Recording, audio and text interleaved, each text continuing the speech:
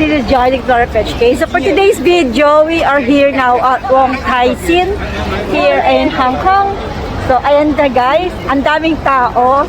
So it's my first time to come here and visit this temple. So this is the one of the biggest temple here in Hong Kong. So let's go and check it out how it looks like.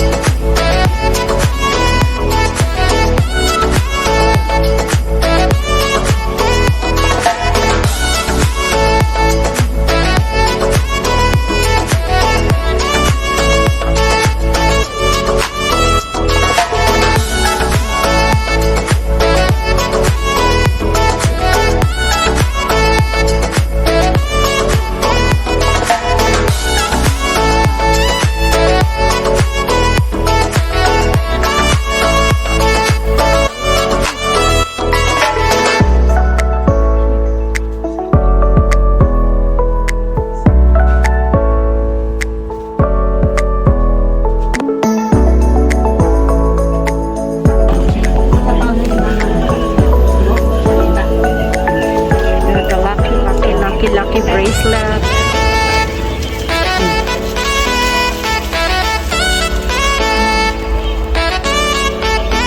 Pero naku, yun lang binili natin.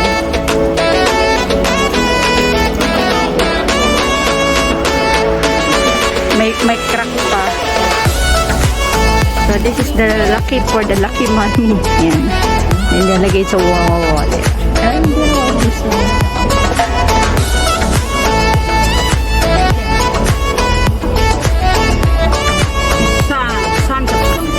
38. Di kale, di ka business health is 38. Di kale. Sapa 38 also. Di ko $20. Yeah. Di ko sapa. Who wanna love the give birth?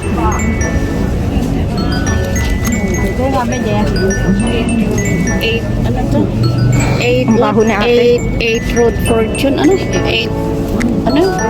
Road. Oo. 8 road fortune. Baka sa mga nagbabiyahe yan.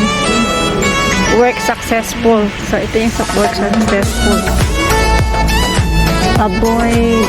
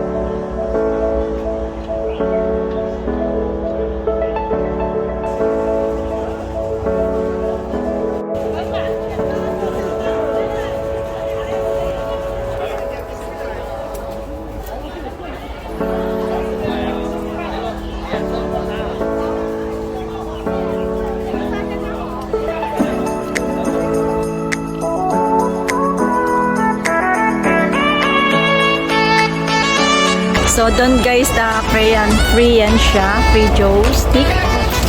You just light it up there. So there's a lot of people around now here.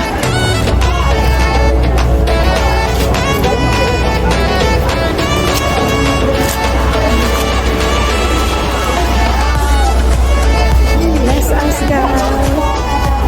So let's go and put the joystick on top there. There's a temple. Let's go.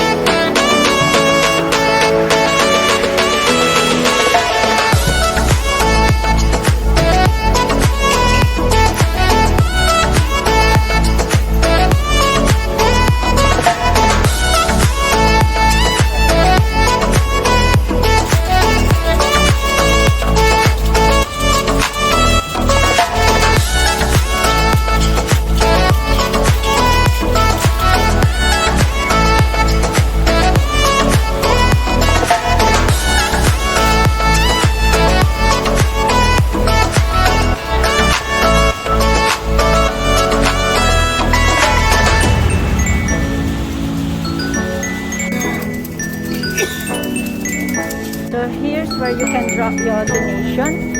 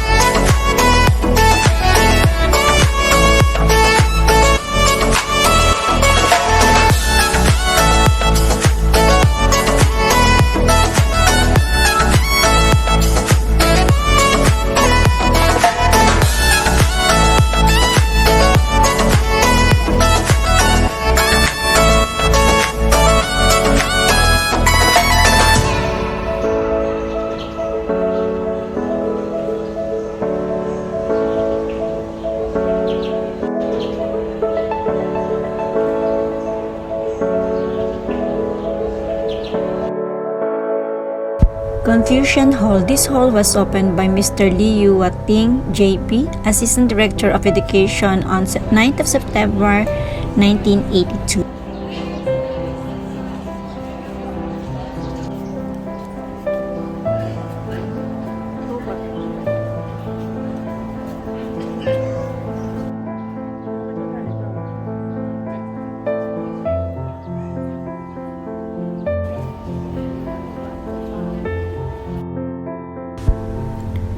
Goodwish Garden. In the 1980s, Siksik Yuan applied to the government for the construction of a garden promenade in the auspicious rear land of the temple, covering an area of 5,580 square meters.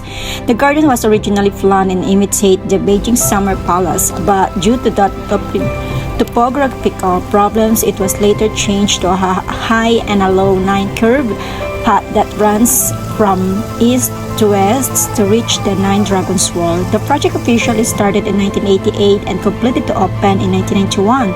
To celebrate the 70th anniversary of Siksik Yuan, there is a long and winding corridor, a small bridge, a waterfall, and an artificial lake, and a variety of pavilions, including a square pavilions and round pavilion, hexagonal pavilion, and a fan pavilion, etc., creating a beautiful environment. The name Goodwish Garden is derived from "do whatever by the hearts" at the 70 years old, from the Analects of Confucius, which also means that all the visitors to the garden can follow their heart. In 1996, a group of sculptures of white jade sculpture of a flock of immortal sheep, which was presented by the Laxi government, was placed in the garden and become one of the attractions of the garden.